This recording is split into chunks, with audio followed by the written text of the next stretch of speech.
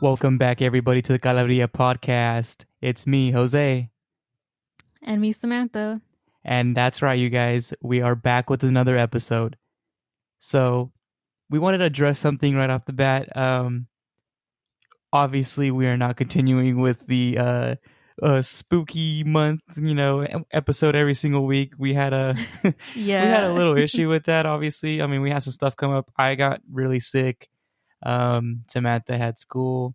I had a lot of Yeah, midterms so to it was do. just Yeah. it was just a bad time, obviously, for us to go ahead and try to hmm do this. But I mean, we're back. We're still having another episode. We're still going to continue uploading normal, how we would do like every other week.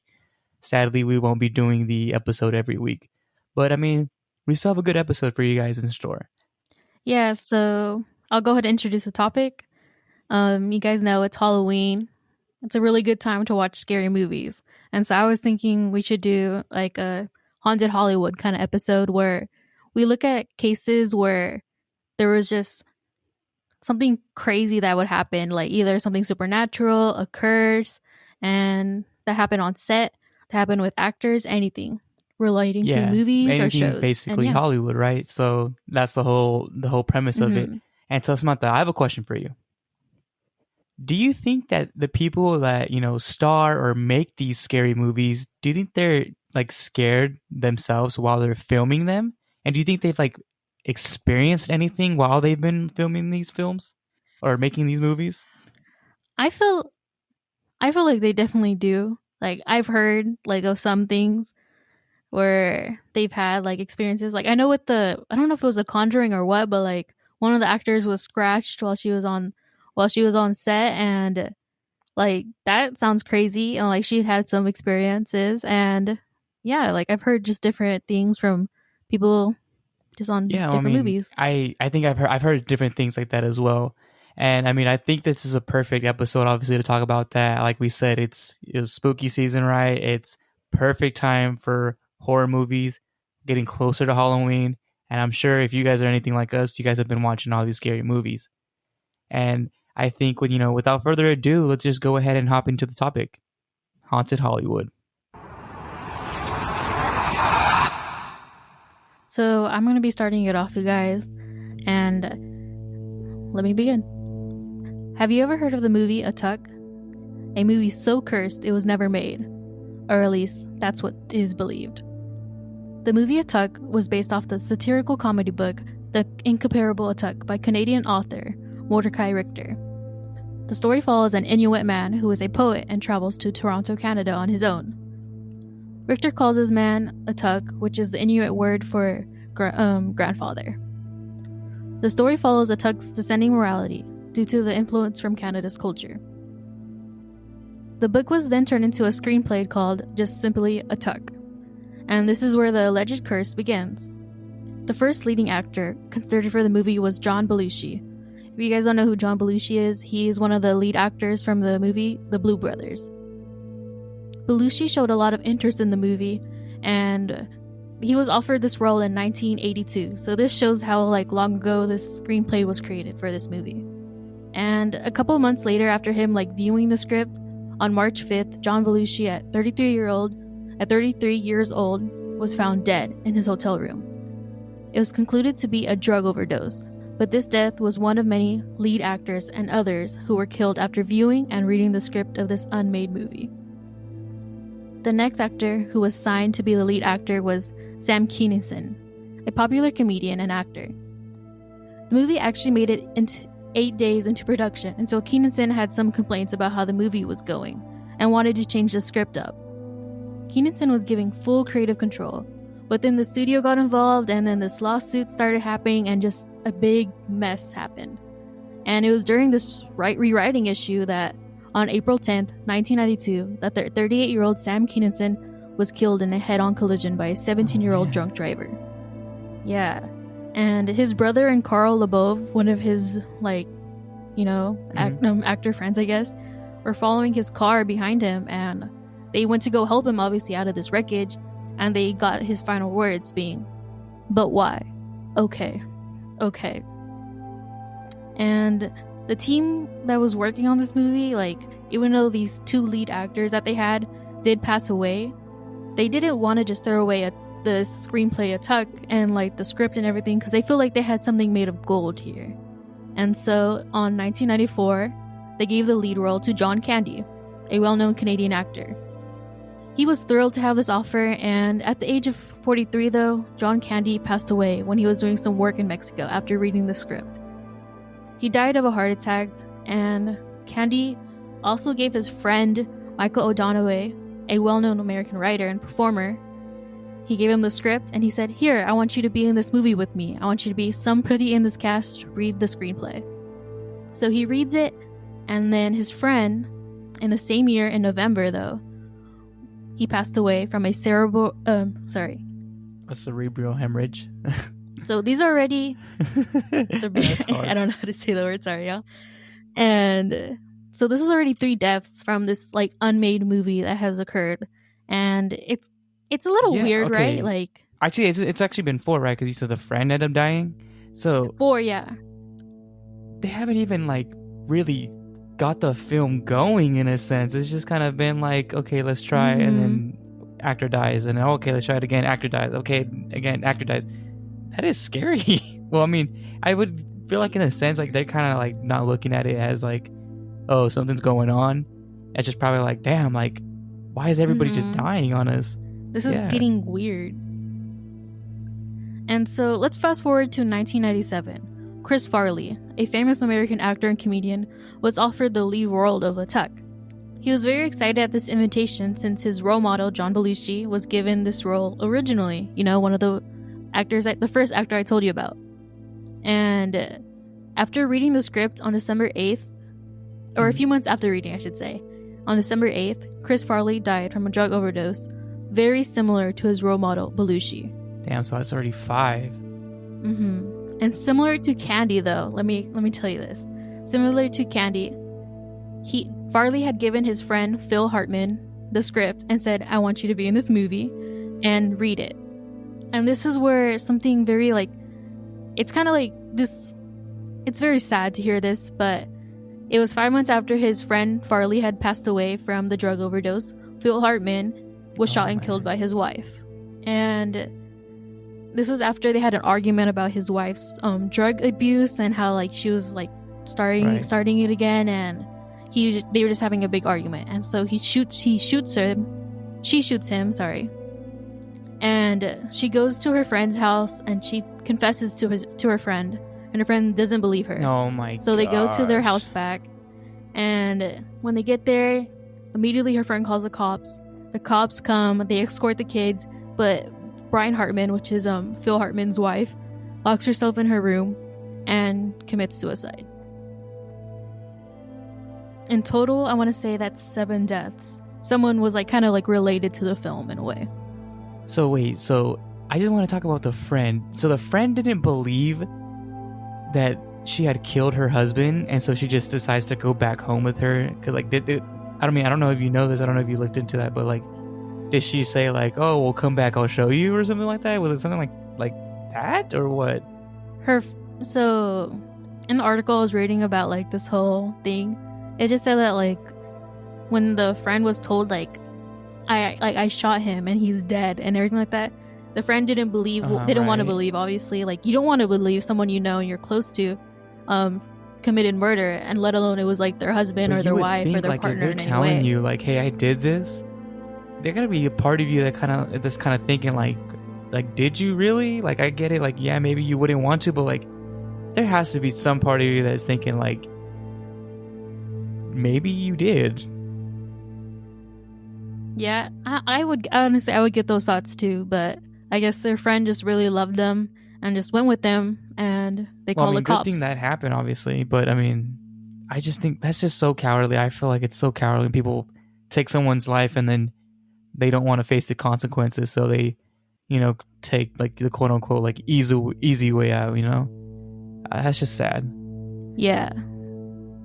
So just kind of to wrap this up, I don't want to just talk about like death, like kind of in a statistic kind of thing, but 6 deaths of different actors, 4 of which were considered the lead role of this movie that was never made, and 2 of which who had died in similar causes.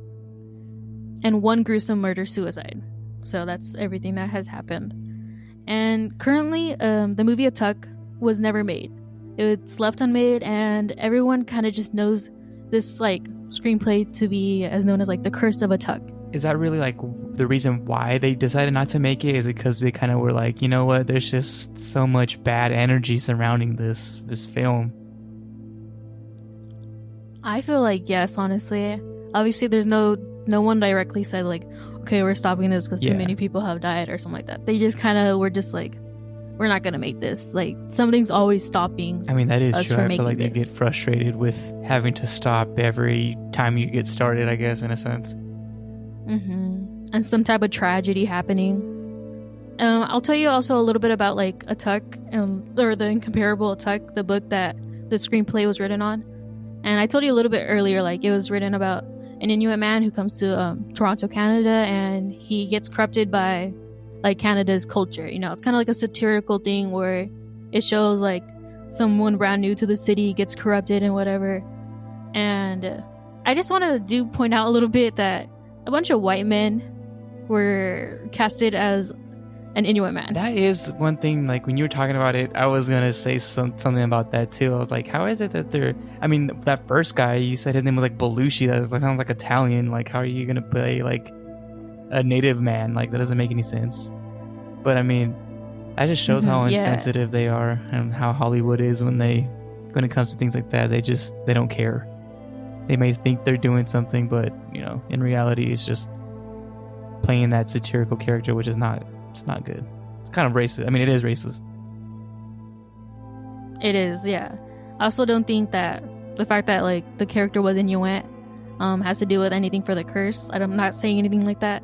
And also the writer, he is white. He's Canadian. You know, he's not Inuit himself, and that's another thing I do want to point out. But yeah, like this is like the Curse of Atuk, a movie so cursed it was never made. And I always when I was reading about this, I just thought it was so crazy that all these like deaths and like tragedies like occurred one after the other after they kept trying and pushing because they thought they had struck gold with this screenplay. Man, that is weird. I mean, and you know, like obviously this is weird. Like you may not think this is like paranormal in a sense, but like there is obviously something going on there because it just can't be a coincidence. And you know, at a certain point you got to think like so many things happen one after the other that this is no longer just, you know, an accident. Like obviously these weren't all the same thing. It'd be one thing if every single actor was killed in a similar fashion or something like that, you know, and then you could be like, oh God, like what the hell's going on? But it does make you think, like, how is it that the lead actors are being, you know, are dying one after another, especially when they like the whole thing with like the friend, like, oh, I want you to read this, I want you to be in it, and then you die, and then your friend dies after. Like, that is weird. That's, to me, that was crazy that for the last like actor that was given this, like, hey, we want you to play this, like Chris Farley, he had very similar situations to 2 different actors that were given this role. And I thought that was pretty interesting, and it's just crazy. The role they were going to play, right? So I mean, I'm pretty sure I remember correctly. They were going to play like the Inuit man, right? That's what it was. And these were all white actors, right? These were all white actors, white Canadian or American actors. And the movie was called what was it called again? The full title? It was called Atuk. Okay. It was just called Atuk. People simply, call it that's the it. Curse of Atuk, right? People call it the Curse of Atuk, like the movie Atuk, whatever. But yeah, they say that it's just a movie so cursed it has never been made. Again, like Samantha said, it's not like saying like, oh, because this is about like an Inuit person that there's like a curse running. It's not one of those things where people say like, oh, the Native American curses or stuff like that. They try to demonize like Native people. Yeah, it's not one of those things, but at the same time, it kind of does make you think like maybe this stuff happened to these actors for a reason. Maybe it's like they weren't supposed to do this. And like, again, that's not saying that like, oh, this is a Native American curse. Maybe it is just something where it's just like, hey, you're not supposed to be messing with this. And I guess, you know, they didn't, obviously, because of one thing or another. Yeah. That's crazy. Yeah. Reading this and like just learning about it, honestly, I was just like, what? And when I was writing it out, because we want to know all the case details, we don't want to miss anything. In my head, I was just like, dang, like 6 actors died trying to just like be a part of this movie. Like, that's crazy to me. Like, I don't think I've ever heard of that. I actually don't think. And I mean, I feel like if you were like today, if that were to happen today, there would definitely be like lots of talk around a curse or whatever. Like, it'd make headlines, you know, to know that happened, that went on. And yeah, like these were pretty big actors, like comedic actors, comedians, you know. I feel like nowadays, if that were to happen, a lot of talk would be going around. So let's move on to my next one. And if you guys have never heard of the show El Chavo del Ocho, I mean, if you haven't, then for one, you probably don't speak Spanish. You're probably, you're probably not Latino. Yeah. Probably didn't grow up in a, like, so that could be one. And if you are and you still haven't heard of this for whatever reason, you've probably been living under a rock. So I'm not gonna go into too much stuff about El Chavo del Ocho, but I do want to talk about the kind of like the fan theories, or like the fan suspicion that the set was haunted, or that there was a stalker on set following the cast. Okay, I never heard of this. And yeah, I didn't hear about this, but I feel like if I were to show you the video where like it pinpoints all those like the locations like where you can see someone poking out, you see a shadow poking out, whatever, I think you'll definitely like recognize some of the videos. And so let me begin. Throughout many episodes of El Chavo, there are noticeable scenes where random heads just poke out of nowhere and are seen. There's compilations of these on YouTube. In some of these videos, it is claimed that these are ghosts or that they're stalkers of the cast. And we'll definitely leak one video I have for you guys, and you'll be able to see, like, I think they have like a different, like 3 to 7 different clips specifically from the show. So yeah, and we'll also share a picture of that on our Instagram, and that's at calaveriapod, of just like one of the heads poking out, and you'll see how like kind of creepy and like it's very just weird. So just quick question before you get into it. So these are like things that happen like during the episodes. Like if you were to go back and say, if you were to go back right now and watch the episode, you would see it basically. And so like the YouTube video we're gonna link, it shows it, like it'll show the clip of the actors acting, but then behind, like in the, like just behind them, you'll just see like someone poke out their head or something. So they're like unaware of this going on, basically. Like they're acting out the show, and this just happens behind them. Mm-hmm. So a lot of people, they started thinking like, okay, this has to be like a ghost. There's ghosts on set. Or a very popular theory on the internet was that there's a stalker, there's a prowler on set, and it's just the fans so obsessed with the cast that they're on the set watching them act out everything. Yeah, like it's scary and it's like weird. It's uncomfortable to think of, especially since these actors and like these characters are so beloved by people, you know. And so with these rumors, people got curious if they were true.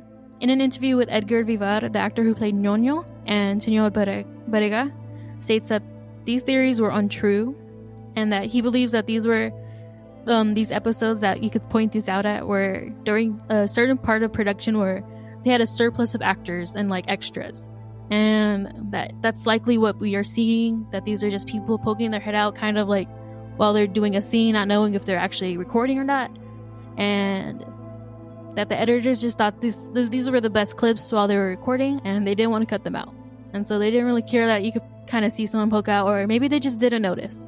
Just to go with that, you would think, somebody's going to notice something, or somebody would say something. And if this has happened multiple times, like you said it has, you would think they would kind of crack down on that and be like, hey, you guys need to stop because this is coming out in the episodes.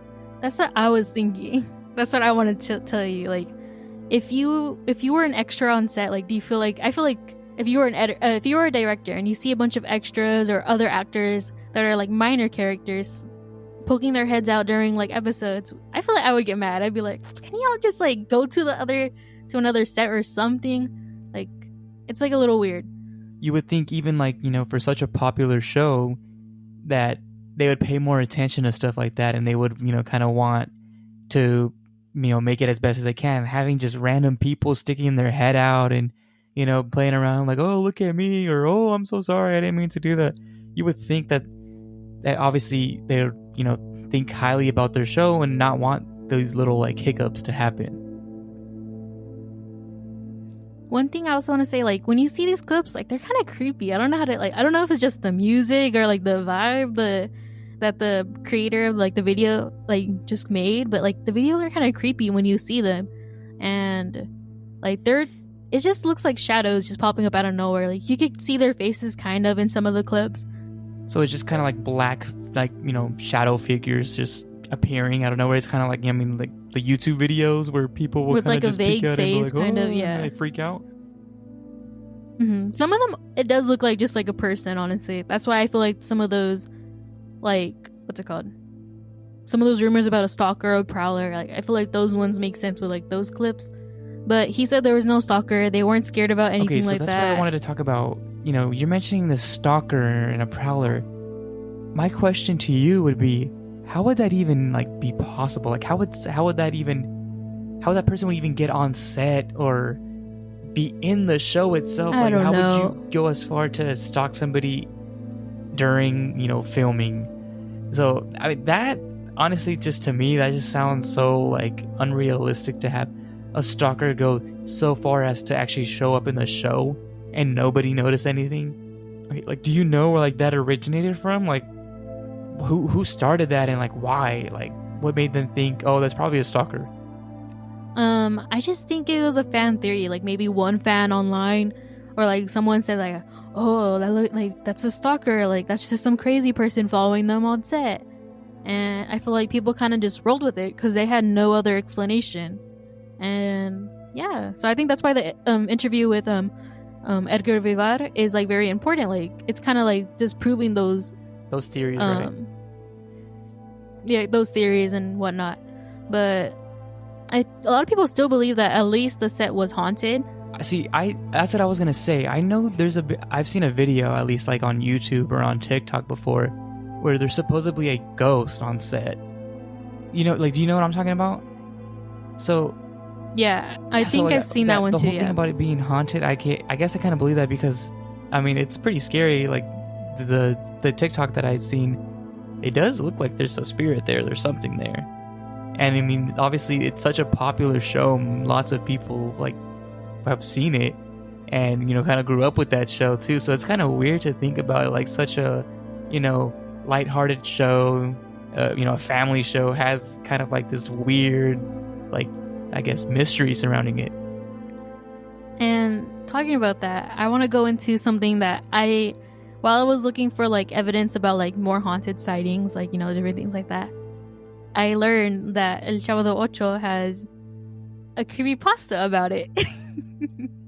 But I'm only bringing it up because, like, while creepypastas obviously are made up, there's made up stories on the internet, there is some truth to this one that I will talk about, where it takes like the lightheartedness of the show and like just the comedic, like, and happy feeling that it gives people, and it kind of turns it up on its head. And let me just explain a little bit about I never heard about a creepypasta. Yeah. So yeah, I'm curious to see what it is.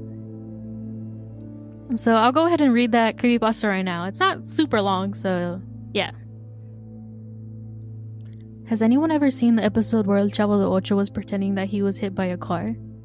Because if you did, or if you lived during the time it was broadcasted, you may have noticed that there was a period of 4 months between this and the previous episode.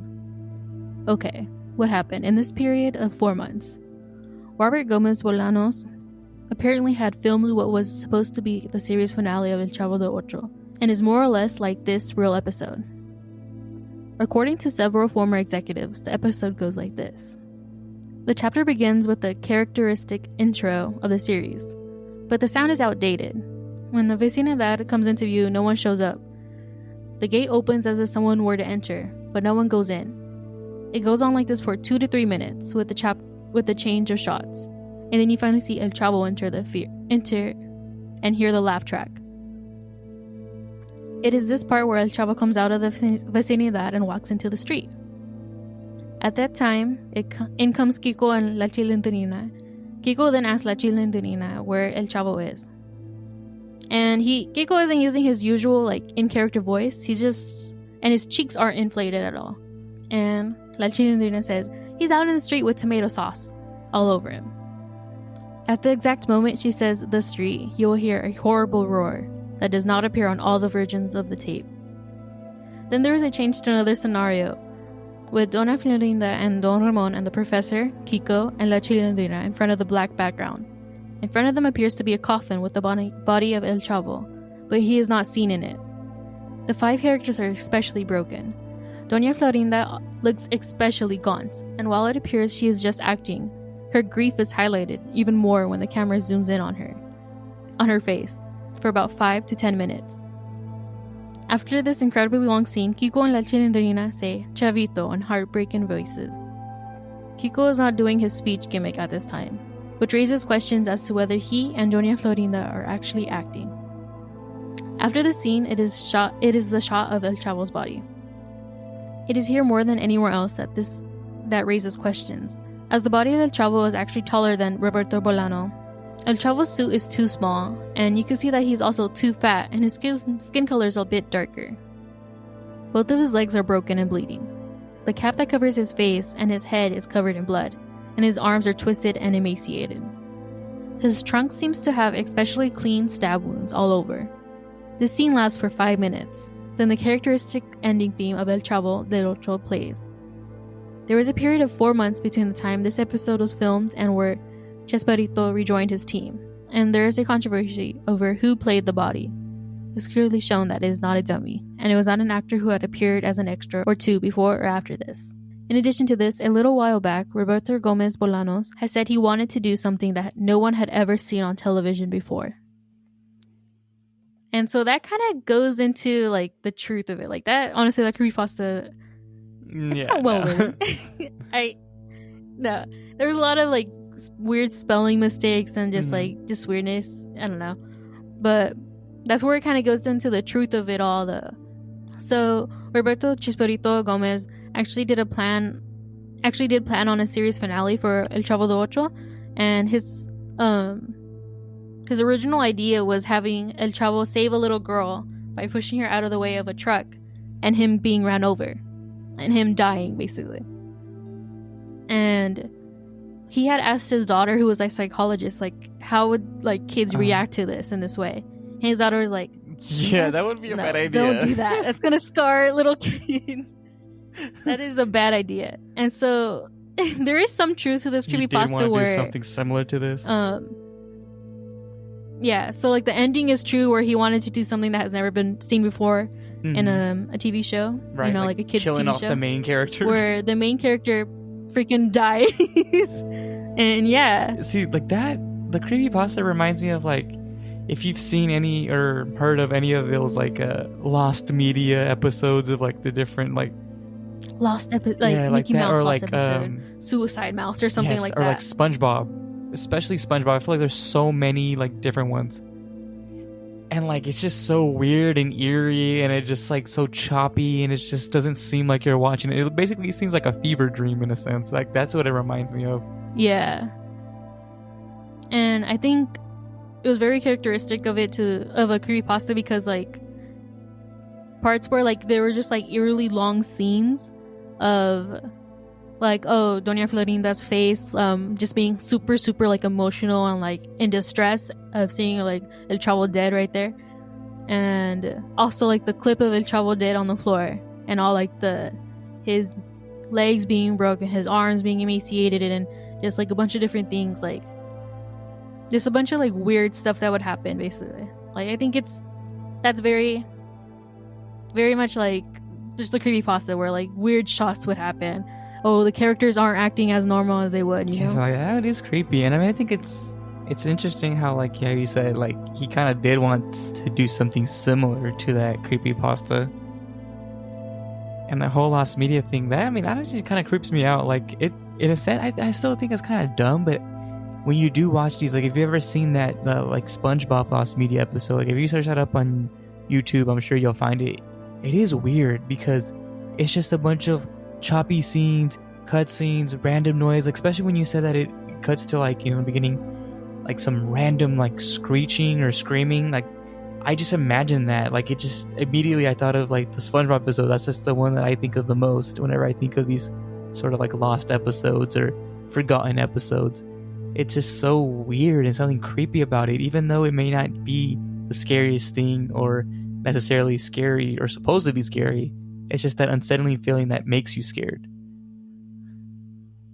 Yeah, and I think it also has to do a lot with the fact that like these are like childhood shows. Like I've seen one for Max and Ruby. Like that's a literal children's show. Like I think that unsettling feeling also comes from there. You don't expect to see that from those type of shows. The shows that you grew up watching that made you laugh every weekend or whatever. Yeah, so that's weird.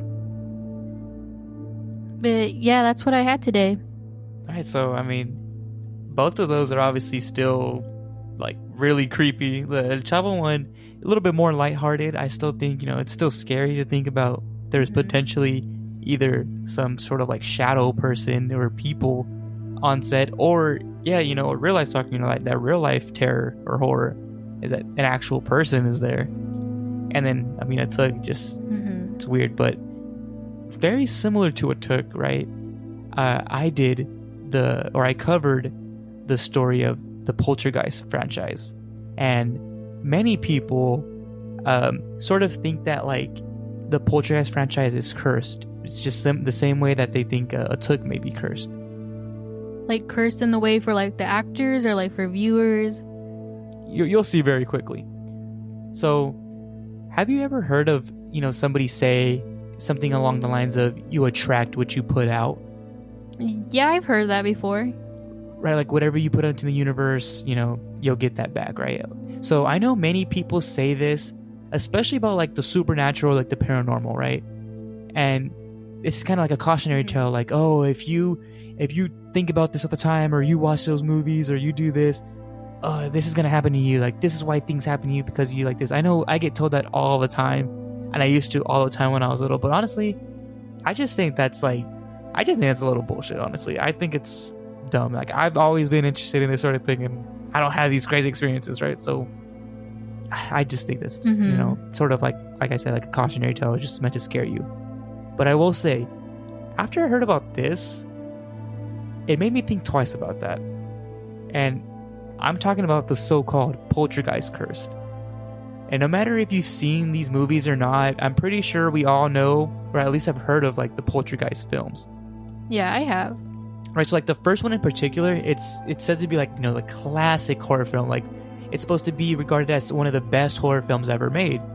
And it was even recently made in 2015, although it wasn't as successful as the original one. And honestly, I haven't seen the remake, but I'm personally not a huge fan of movie remakes. But that's besides the point. So, the original Poltergeist film was released on June 4th, 1982, with the subsequent movies following thereafter. The movies were directed by Tobe Hooper, who was a well-known horror director. He made like lots of different horror films. I think he also made like the Chainsaw Massacre. So I mean, he's up there in the horror genre. And so now the movies themselves, they're not the scariest ever made, but that doesn't mean that the movies don't they don't serve their purpose. I mean, arguably scarier than the movies themselves is what happened during and after the filming of the series. A series of events that would dub the Poltergeist curse.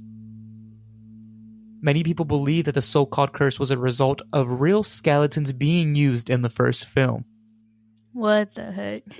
Yeah, and I saw, I would say, I think I've seen the film, growing up, but I did watch it again once I knew I was going to cover this.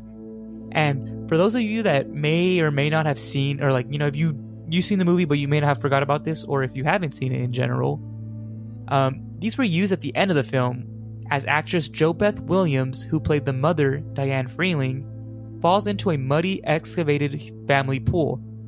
And as she's in this pool, this is when human skeletons begin to pop up from the water. These skeletons begin to pop up with their caskets and subsequently out of their caskets, as the Freeling family attempts to escape their home. And as I previously mentioned, these skeletons were real, as opting to use real human skeletons served to be cheaper than buying custom-made prop ones. This decision would be credited by many as the reason for the poltergeist curse, but this alone serves as only the beginning of the unusual and horrifying happenings on and off set. One accident on set almost set the beginning of the curse, when actor Oliver Robbins, who played Freeling's son, Robbie, began to get strangled by a clown animatronic that was tormenting him throughout the first film. And so again... So he was like actually strangled or like... Yes, so watch. So in the movie, what? He, like this, there's this like little like clown stuffed animal thing, right? And this happens again towards the end of the film. In the actual film, the doll seemingly comes to life and it kind of like jumps up and it grabs him from behind, like starts kind of like choking him like in a headlock, and it drags him under the bed and it begins to choke him. But according to Robbins himself, the contraption caught around my neck. Steven saw that, referring to Steven Spielberg, and he pulled me away from it. Who knows what might have happened otherwise? Maybe I wouldn't be here today. So, like, you mentioned, right? Did it actually choke him? Like, yes. So, like, in the movie, he gets choked. He gets pulled under the bed by this clown. But in real life, the clown was supposed to, kind of just like...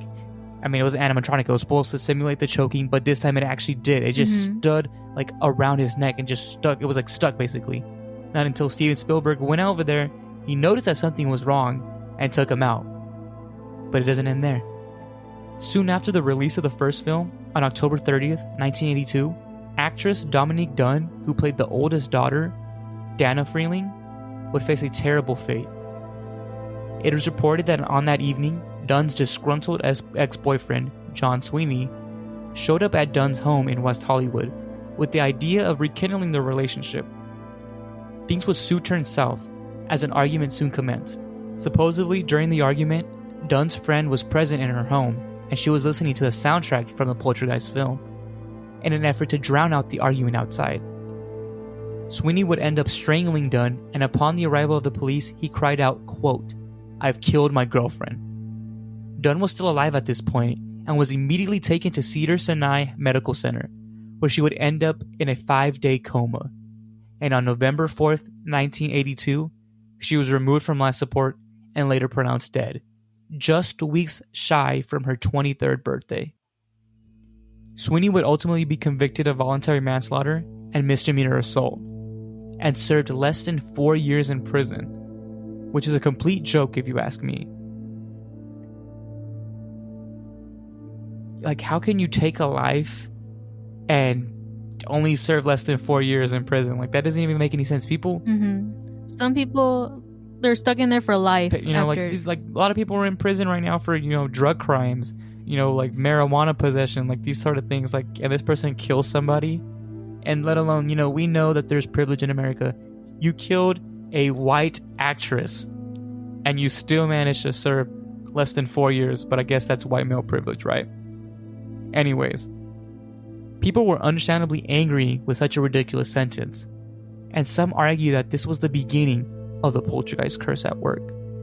As I previously mentioned, the skeletons used in the first film were said to be real human skeletons. And this prompted one cast member, Will Sampson, who played Taylor the Medicine Man in the second film, to perform a real-life exorcism on the set in 1984.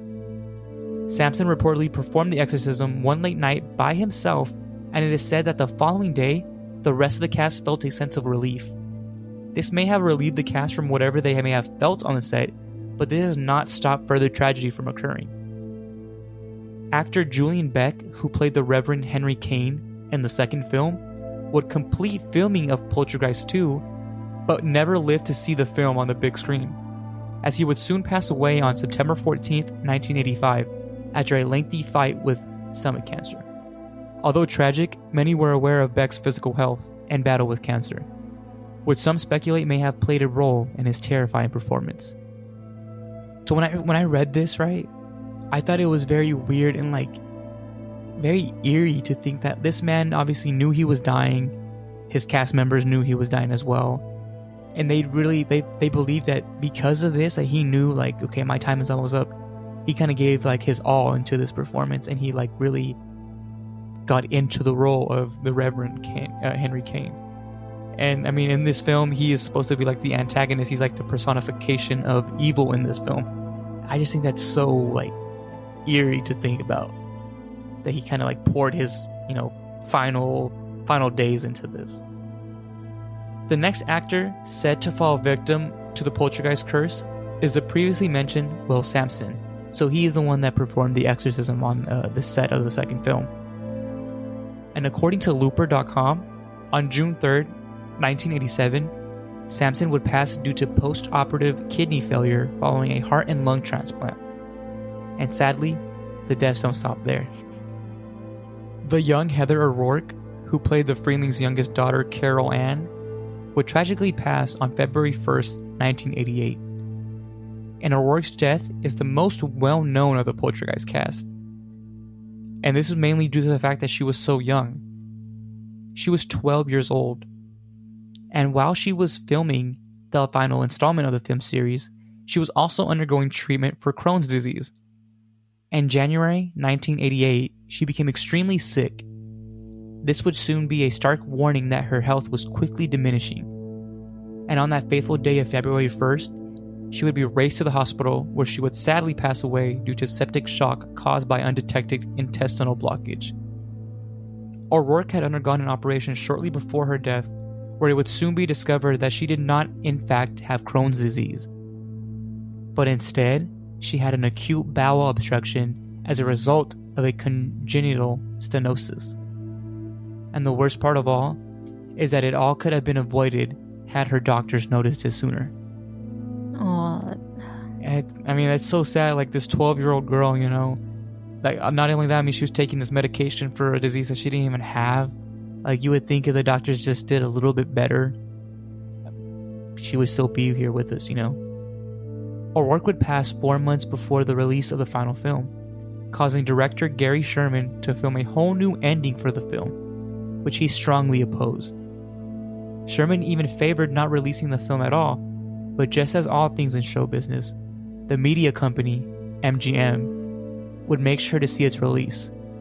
Which I have to say, it's just plain disgusting, honestly. Like, yeah. How are you not gonna respect this little girl? Basically, she kind of was like the face of the franchise. She is, the little girl that says they're here, like so memorable from the film. But I mean, I guess, they just care more about the money and like... Yeah. I mean, this is the real world, I guess. These people, obviously, money talks. So O'Rourke's death would be the 4th cast member death in only 6 years. And now, if you're anything like me, you'd be in shock with just how much tragedy surrounded the cast. But sadly, it doesn't end there. In March of 1992, U.S. Air Flight 405 crashed into Flushing Bay, killing 27 of its 51 passengers. And on that flight was actor Richard Lawson, who played Ryan in the first film. And also, here's a fun fact. When I was researching this, it actually came out that, I guess, Richard Lawson is actually Beyonce's stepfather. So I thought that was interesting. But that's besides the point. Lawson's incident is interesting because he was one of the few passengers on board to survive the crash, which he credits to the fact that he was given a first-class ticket after giving a fan an autograph. Can you imagine that? This man has to live with the fact that he knows that he survived only because this person gave up his seat in return for an autograph. Like, that, I just talk about, like... That would honestly give me so much, like, survivor's guilt from that. Yeah, I mean, like, I would definitely have that sort of survivor's guilt, especially given the fact that, like, this person didn't have to, like, do that, right? They didn't have to give up their seat for this, for some random person or somebody they just seen on a film. And there's even an interview in which, I found this on YouTube. He says that he knew the plane would crash and that he had to do something about it, but he just couldn't. And, like, he talks about, like, he knew he had to, like, just stand up and say something. But for some reason, he just couldn't. He had this urge, but he couldn't act on it. And I just think, like... It was like... Was it his intuition that just knew something was going to happen while he was on this plane? It seems like the person that's interviewing him is, like, asking him about it, right? And he stresses this, like, plenty of times, that he knew. He had a feeling about this. Like, he knew he should not be on that plane. And that You know, they had to do something like basically to avoid this from happening, and he just couldn't for whatever reason. And well, I mean, that's his story. The final death said to be connected to the so-called poltergeist curse is that of actor Lou Perryman, who played one of the construction workers in the first film. On April 1st, 2009, a man by the name of Seth Christopher Tatum, who according to Looper.com was, quote, on the run after a violent altercation with his mother's ex-boyfriend, just so happened to stumble across Perryman's home, where he would soon take his life, for the sole purpose of stealing his car. Perryman was 67 years old.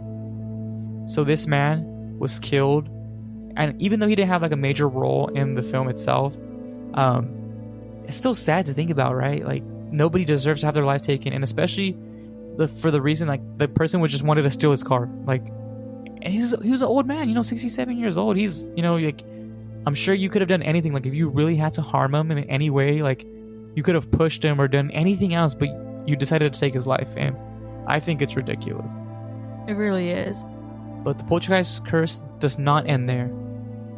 James Caan, who set out to novelize the poltergeist film, experienced a strange and almost devastating accident while finishing up his work.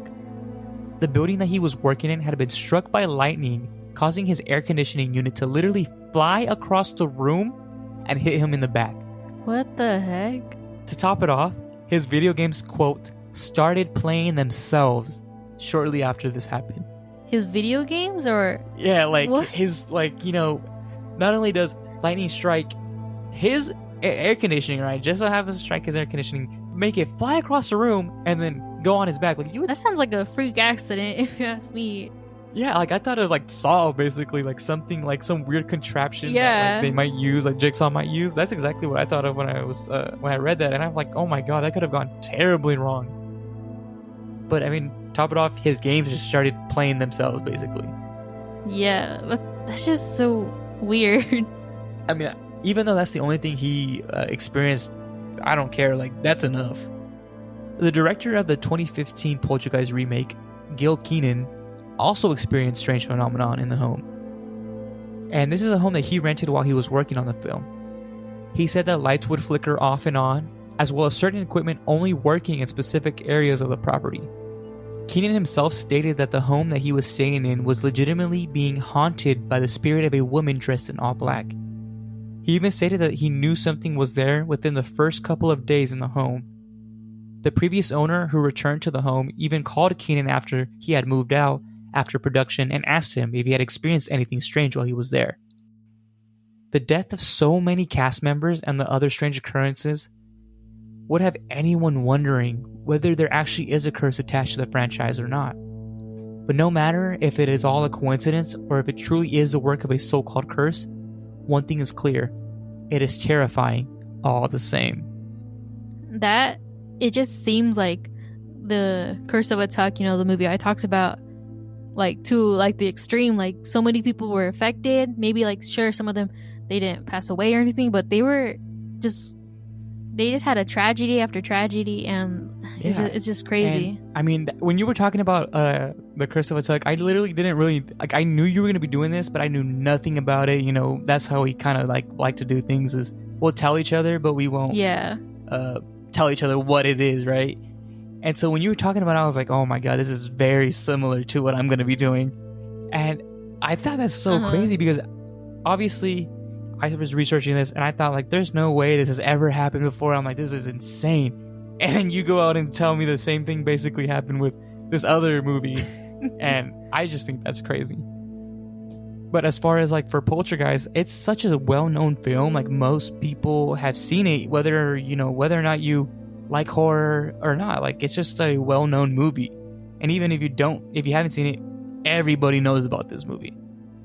So to know that there's so much, like, tragedy and, like, dark history behind it, it's so, like, I don't know, it's crazy to think about. And it's weird to think about, like, a film could hold such power. But yeah, I mean, before we end off on that, I do want to thank my sources. Thank you to Looper.com for the article, The Tragic Real Life Story of the Poltergeist Cast, written by Gil Macias and updated on July 20th, 2022. Thank you to popsugar.com for the article Why Fans of Poltergeist Franchise Think It's Cursed, written by Maggie Panos on September 21st, 2022.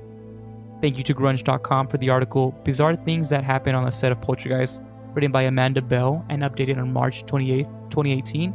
And finally, thank you to Roland S. Martin's YouTube channel for the video titled Richard Lawson Survived a Deadly Plane Crash, posted on January 6th, 2022. And yeah, that is the story of the Poltergeist curse.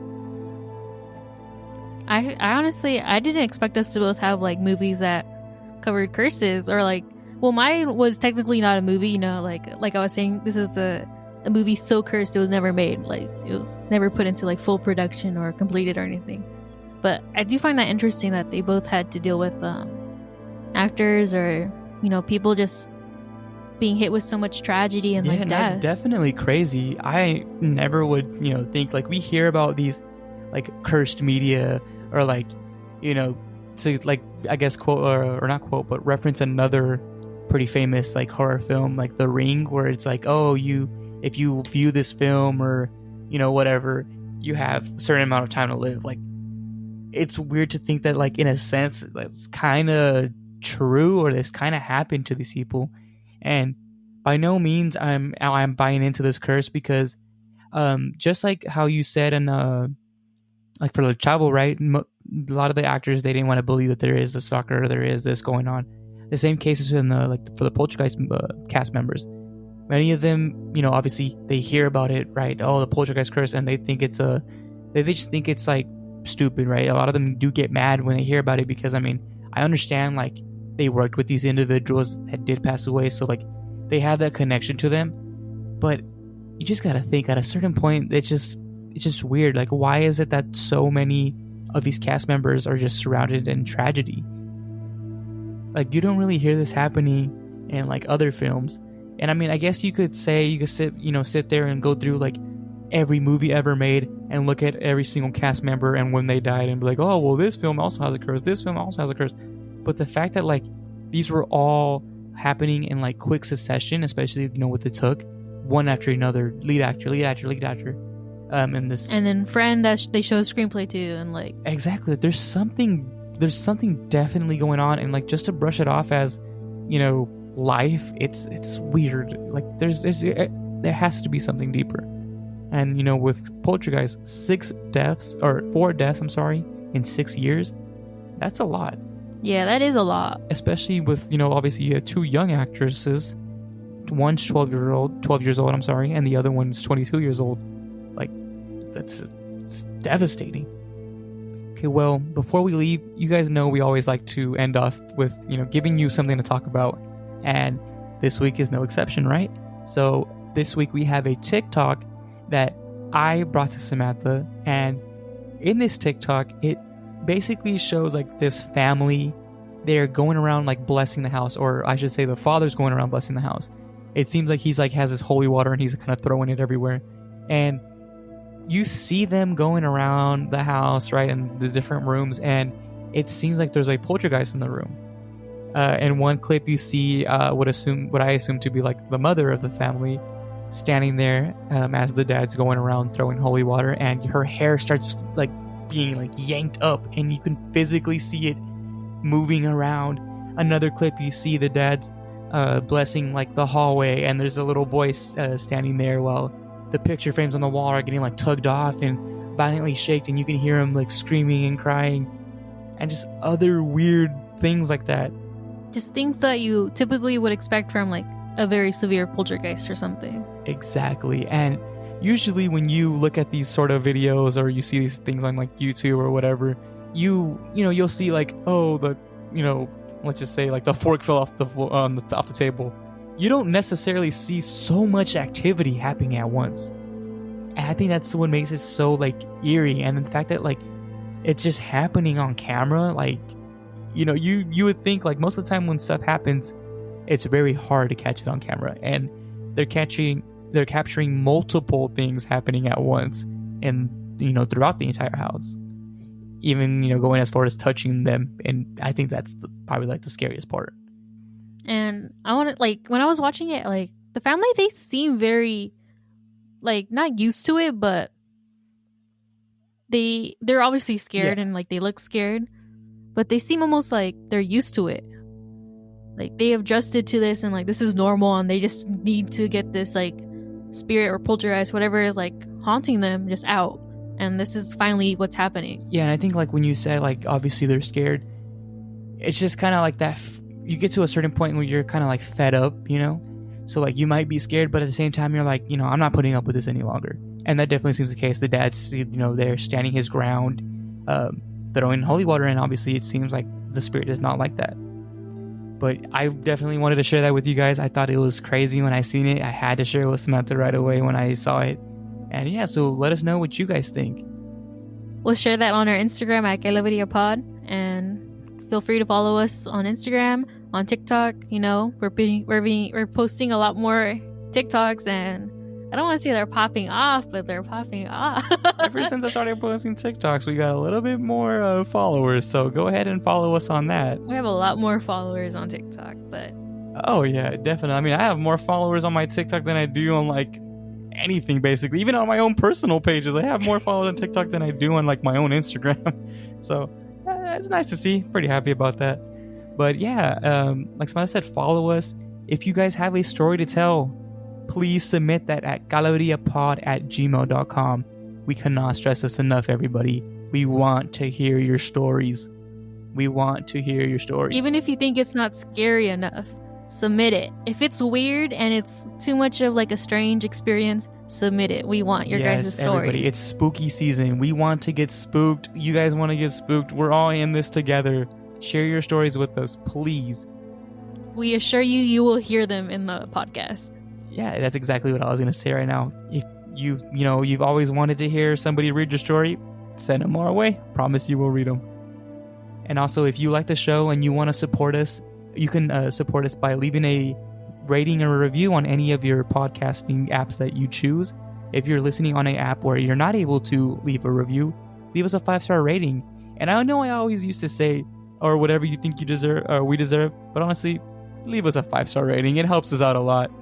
And, you know, it helps us like stand out and, you know, get the podcast out there to everybody. So, I mean, please, you know, even if you don't want to, just it takes a second just to tap that one little button. And I mean, it goes a long way. Share us with your friends, you know, anybody who you think might like the genre. Friends, family, anyone you think is going to be interested. And yeah, I mean, we just want to get out there and spread the scares, I guess you can say. So yeah, everybody, I hope you guys enjoyed this episode. And if that's it, then I think we're all good here. Peace. Bye.